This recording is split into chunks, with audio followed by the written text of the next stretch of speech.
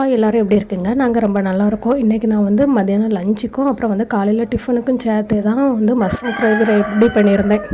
First எண்ணெயில் வந்து இஞ்சி பூண்டு சின்ன வெங்காயம் இதெல்லாம் சேர்த்து நல்லா ப்ரௌன் ஆகிற அளவுக்கு நல்லா வதக்கி எடுத்துக்கிடணும். அதுக்கு கூடவே வந்து பட்டை கிராம்பு அப்புறம் பெருஞ்சீரகம் ஜீரகம் அப்புறம் கொஞ்சமாக கசகசா இதெல்லாம் சேர்த்து வதக்கி எடுத்துக்கிடணும். கூடவே ஒரு தக்காளி பழமும் சேர்த்து வதக்கிக்கிடுங்க. கொஞ்சமாக கருவேப்பிலை இவ்வளோ சேர்த்து வதக்கிக்கிடுங்க.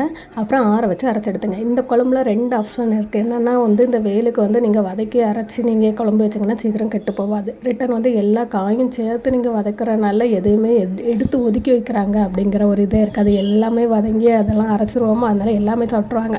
அப்புறம் இன்னொரு மசாலா என்னென்னா தேங்காய், அது கூட வத்தல் பொடி, மல்லிப்பொடி, மஞ்சள் இவ்வளோ சேர்த்து வறுத்து வச்சிடணும். எண்ணெயில் ஒரு வெங்காயம் வந்து நான் வதக்கி எடுத்திருக்கேன். அது கூட வந்து கரம் மசாலான்னு சேர்த்துருக்கேன். வத்தல் பொடி வந்து கலருக்காண்டி எண்ணெயில் நீங்கள் வதக்கி எடுத்திங்கன்னா அந்த கலர் அப்படியே மெயின்டைன் ஆகும் அப்படிங்கிறதுக்காண்டி. அப்புறம் அரைச்சி வச்சுருக்க மசாலா தேங்காய் மசாலா இருக்குல்ல, அதையும் சேர்த்து லைட்டாக ஒரு பரட்டிட்டு தண்ணி உங்களுக்கு என்ன அளவு தேவையோ அதையும் சேர்த்துட்டு கட் பண்ணி வச்சுருக்க மஷ்ரூமும் இது கூட சேர்த்துக்கிடணும். உப்பு கொத்தமல்லி எல்லாம் சேர்த்து நல்லா கொதிக்க விட்டு இறக்குனீங்கன்னா போதும், சூப்பராக ரெடி ஆயிரும். இது இட்லிக்கும் சாப்பாட்டுக்குமே ரொம்ப